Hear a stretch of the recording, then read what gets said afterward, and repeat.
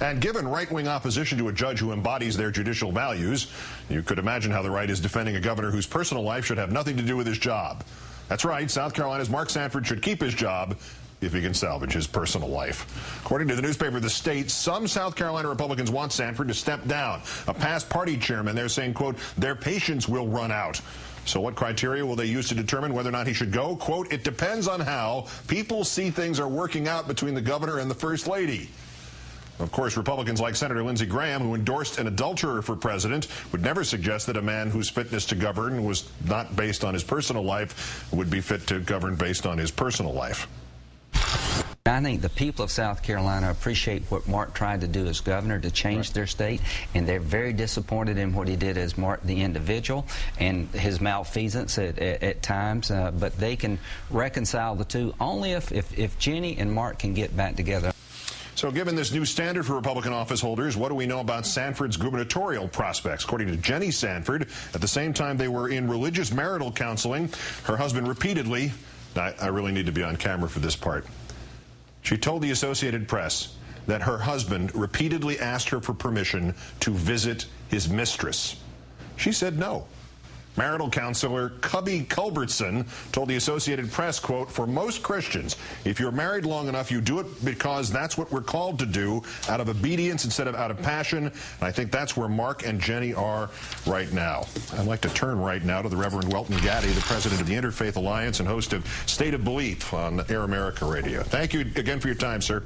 Thanks, Keith. Good to see you. Mr. and Mrs. Sanford, in this union, as it's described here, of obedience rather than of passion, from just truly from the religious definition of marriage, does that sound like a happy one or a viable or a reclaimable one?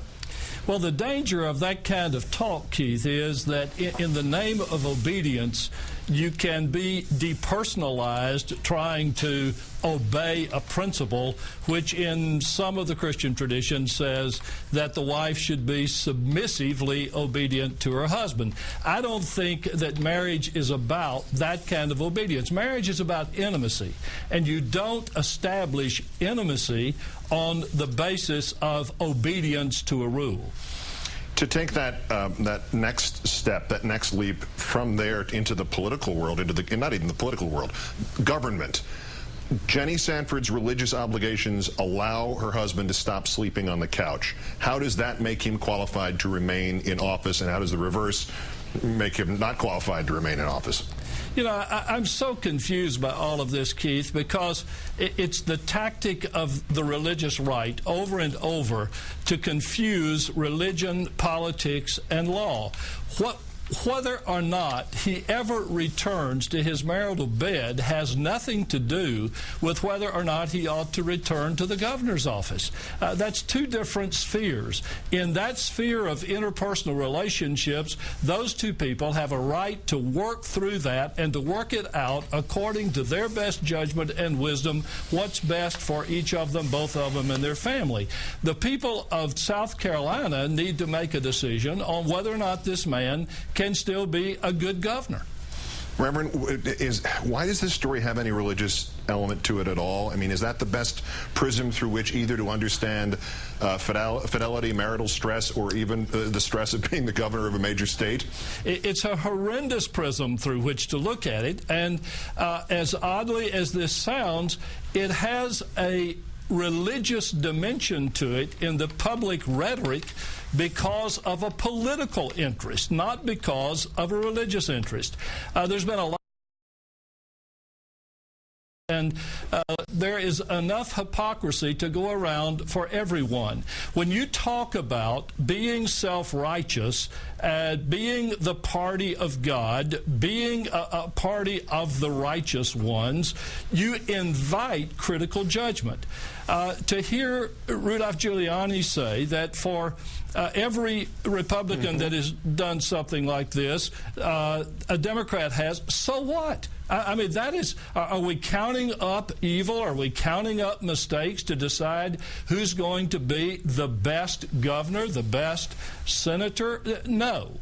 That's like getting in a spitting contest and a high wind blowing in your face. It's going to be pretty nasty on everybody. Well, now here's a question that may be up your alley, and maybe it's not. It sounds to me like one of those medieval arguments about how many angels can dance on the head of a pin. It's Mr. Giuliani's. It's an extension of what you just mentioned from those quotes this morning. He said that if cheating has no bearing on a politician's job or whether or not he should stay in it, but staying married does. I'm missing something, that as if these two things are an elephant and a mouse. They don't look like an elephant and a mouse to me. No, Keith, there are two tracks on which you have to travel in making a decision here. One is a justice tract, a consequences tract. One is a religious tract that has to do with forgiveness.